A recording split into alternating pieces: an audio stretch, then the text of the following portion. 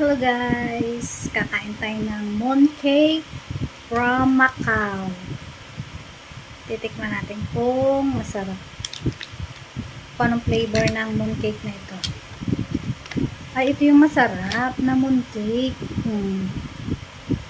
Ayan. Thank you sa pagpapadala ng mooncake from Macau. Natin kung masarap.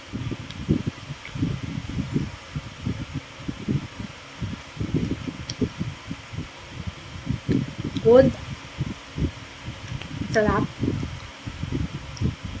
Meron siyang salty egg sa gitna.